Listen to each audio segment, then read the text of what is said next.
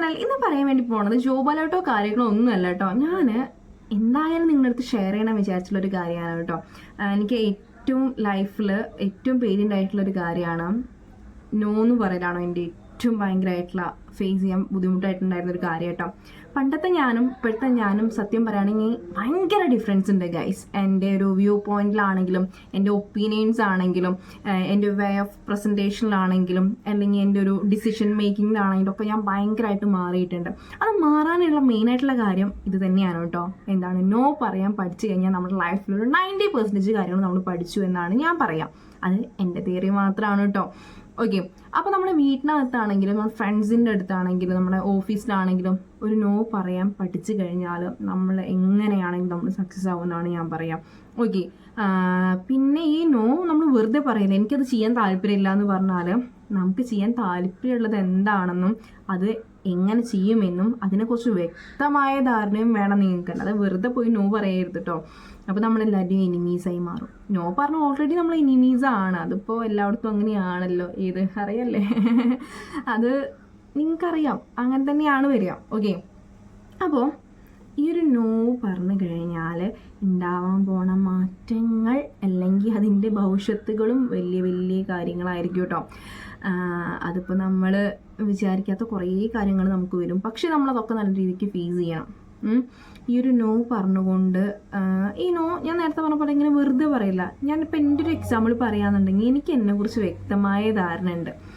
എന്തുകൊണ്ട് ഞാൻ നോ പറയുന്നു, എന്തുകൊണ്ട് ഞാൻ എസ് പറയുന്നു, എന്തുകൊണ്ട് ഞാൻ മൂവ് ഓൺ ആവുന്നു എന്ന് ചോദിച്ചു കഴിഞ്ഞാൽ എനിക്ക് എന്നെക്കുറിച്ച് വ്യക്തമായ ധാരണയുണ്ട്.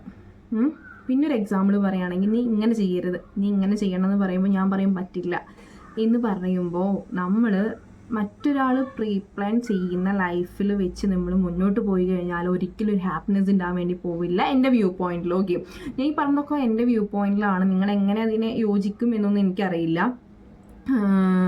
അങ്ങനെ പറയുമ്പോൾ ഞാൻ പറയും എന്താണെന്നറിയോ, മറ്റൊരാൾ പ്രീ പ്ലാൻ ചെയ്ത ലൈഫിൽ മുന്നോട്ട് പോവാതെ നമുക്ക് നമ്മളെക്കുറിച്ച് വ്യക്തമായ ധാരണയും വ്യക്തമായ കാഴ്ചപ്പാടുണ്ടെന്ന് വിചാരിക്കുക. അതിൽ നിങ്ങളൊരു 100% നിങ്ങൾ കോൺഫിഡൻസ് ആണെന്നുണ്ടെന്നുണ്ടെങ്കിൽ തീർച്ചയായിട്ടും നിങ്ങൾക്ക് എന്ത് ചെയ്യാം, നിങ്ങളുടെ ആ ഒരു ഒപ്പീനിയനിൽ അല്ലെങ്കിൽ നിങ്ങളുടെ ഒരു വിഷനിൽ അല്ലെങ്കിൽ നിങ്ങളുടെ ഒരു വാല്യൂ നിങ്ങൾക്ക് മുന്നോട്ട് പോകാം. മനസ്സിലായോ? പിന്നെ അവിടെ മറ്റൊരാളുടെ സ്പേസിൻ്റെ ആവശ്യമില്ല, അല്ലെങ്കിൽ മറ്റൊരാളുടെ ഒപ്പീനിയൻ്റെ ആവശ്യം നിങ്ങൾക്ക് വരുന്നില്ല. നിങ്ങൾ എന്ത് ചെയ്യണം, മുന്നോട്ട് പോകണം. മുന്നോട്ട് പോകണം എന്നുണ്ടെന്നുണ്ടെങ്കിൽ നിങ്ങൾക്ക് എന്താണ്, ഒരു ഒപ്പീനിയൻ വേണം. അത് നിങ്ങളുടെ ഒപ്പീനിയൻ ആയിരിക്കണം, നിങ്ങളുടെ കാഴ്ചപ്പാടായിരിക്കണം, നിങ്ങളുടെ ഡ്രീം ആയിരിക്കണം. ഓക്കെ, ആ ഒരു ഡ്രീമും കാഴ്ചപ്പാടും എല്ലാ സംഭവങ്ങളും ഉണ്ടായി കഴിഞ്ഞാൽ നിങ്ങൾക്ക് അതിൻ്റെ ഒരു വേയും നിങ്ങൾക്ക് അറിയാം. പിന്നെ നിങ്ങൾക്ക് മൂവ് ഓൺ ആവാൻ എന്താണ് സിമ്പിളാണ് അല്ലേ. ഡിഫിക്കൽട്ടീസും കാര്യങ്ങളും ഉണ്ടെങ്കിലും നമ്മളെന്താ സ്വന്തമായിട്ട് അതൊക്കെ നമ്മൾ എന്ത് ചെയ്യണം, മുന്നോട്ട് കൊണ്ടുപോകണം. അങ്ങനെയാണ് ഇപ്പം ഞാൻ പോയിക്കൊണ്ടിരിക്കുന്നത് കേട്ടോ. ഞാൻ എൻ്റെ ഓഫീസിനകത്താണെങ്കിലും ഞാൻ നല്ല രീതിക്ക് നോ പറയാൻ വേണ്ടി പഠിച്ചിട്ടുണ്ട്. കാരണം വേറെ ഒന്നുമല്ല കേട്ടോ, എനിക്ക് 2-3 ഫ്രണ്ട്സ് ഉണ്ടായിരുന്നു.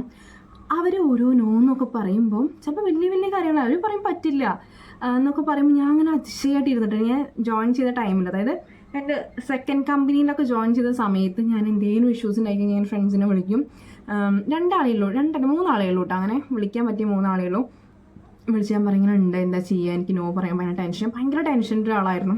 അപ്പോൾ എന്നോട് പറയും, എന്തിനാണ് ടെൻഷൻ അടിക്കുന്നത്, എനിക്ക് പറ്റില്ലെങ്കിൽ നീ പറ്റില്ല എന്ന് പറ, അതിനപ്പുറത്ത് എന്താ ചെയ്യുക, നിനക്ക് ഇപ്പോൾ ഇവിടുത്തെ ജോലി പോയാലും നിനക്ക് വേറെ ജോലി കിട്ടും, നിനക്ക് ഉറപ്പുണ്ടോ? ഇവൻ എനിക്ക് ഉറപ്പുണ്ട്. കാരണം എന്താണ്, എനിക്ക് എൻ്റെ ഒരു എക്സ്പീരിയൻസിലും എൻ്റെ ഒരു ക്വാളിഫിക്കേഷനിലും എനിക്ക് വിശ്വാസമുണ്ട് വേറെ ജോലി കിട്ടുമെന്ന്. അപ്പോൾ എന്നോട് പറയാമെന്ന് വെച്ചിട്ടുണ്ടെങ്കിൽ ആ ഒരു ക്വാളിഫിക്കേഷനിലും നിങ്ങൾക്ക് നിൻ്റേതായ വിശ്വാസം ഉണ്ടെങ്കിലും നിങ്ങൾക്ക് നിൻ്റെ ഒരു എക്സ്പീരിയൻസ് ഉണ്ടെങ്കിലും നിനക്ക് ആ ഒരു വിശ്വാസം നിൻ്റെ അടുത്ത് ഉള്ളിടത്തോളം നിങ്ങൾക്ക് എന്ത് ചെയ്യാം, നിനക്ക് നോ പറയാം. മനസ്സിലായോ? ഈ നോ പറയാൻ പറ്റാത്ത ആൾക്കാർ അവർക്ക് വേറെ ജോലി കിട്ടില്ല, അങ്ങനെ ടെൻഷനുള്ള ആൾക്കാരായിരിക്കും ഇങ്ങനെ വെറുതെ ടെൻഷൻ അടിച്ചിരിക്കുന്നത്. നീ അതൊന്നും ശ്രദ്ധിക്കേണ്ട, നീ മൂവ് ഓൺ ആയിപ്പോ, നീ നിൻ്റെ അഭിപ്രായം പറയൂ എന്ന് പറയും. അപ്പോൾ ഞാൻ പറയാം അങ്ങനെയാണ് ഞാൻ ഈ സംഭവങ്ങളൊക്കെ പഠിച്ചു വരുന്നത് കേട്ടോ. അപ്പോൾ അങ്ങനെയാവണ സമയത്ത് ഞാൻ ഇതേപോലെ ഒരു വലിയൊരു കാര്യം ഉണ്ടായപ്പോൾ ഞാൻ നോ പറഞ്ഞു എല്ലാത്തിനും അഭിപ്രായങ്ങൾ പറയാൻ. അതായത് എന്നെ ബാധിക്കുന്ന കാര്യങ്ങളാണെങ്കിൽ ഞാൻ പറയുന്നത് ഇങ്ങനെയല്ല, അതിങ്ങനെയാണ്, അല്ലെങ്കിൽ നോ പറയും. ഞാൻ അങ്ങനെയാണ് ഞാൻ പതുക്കെ ചെറിയ കാര്യങ്ങളിലൊക്കെ ഞാൻ എന്താണ് നോ പറയാൻ വേണ്ടി ഞാൻ ശ്രമിച്ചു തുടങ്ങി. അത് കുഴപ്പമില്ലാത്ത രീതിയിൽ എനിക്ക് സക്സസ് ആയിട്ടുണ്ട് കേട്ടോ. അപ്പോൾ ഇതൊക്കെ ഞാൻ പറയുന്നത് എന്തിനാണെന്ന് വെച്ചിട്ടുണ്ടെന്നുണ്ടെങ്കിൽ നിങ്ങളും സക്സസ് ആവാൻ ആഗ്രഹിക്കുന്ന ആൾക്കാരാണെന്നുണ്ടെങ്കിൽ നിങ്ങൾ തീർച്ചയായിട്ടും എന്താണ് ഇങ്ങനെയൊക്കെ ഒന്ന് ചെയ്ത് നോക്കണം. ഓക്കെ, പേടിയാണെങ്കിൽ നമ്മൾ എന്ത് ചെയ്യണം, പതുക്കെ അതൊക്കെ മാറ്റിയെടുക്കണം. എന്ന് വിചാരിച്ച് നിങ്ങൾക്ക് ഒരു പ്ലാനോ കാര്യങ്ങളോ ഒന്നും ഇല്ലാതെ ഒരു ജോലിയൊന്നും ഇല്ലാതെ ഇരിക്കുമ്പോൾ നിങ്ങൾ വെറുതെ പോയി നോയൊന്നും പറയരുത്. ഓക്കെ, ഞാൻ പറഞ്ഞതൊക്കെ നിങ്ങൾക്ക് മനസ്സിലായി എന്ന് വിചാരിക്കുന്നുണ്ട്. അപ്പോൾ ഇന്നത്തെ വീഡിയോ ഇത്രയുള്ളൂ. അടുത്ത വീഡിയോയിൽ കാണുന്നവരെ ബൈ ഗൈസ്.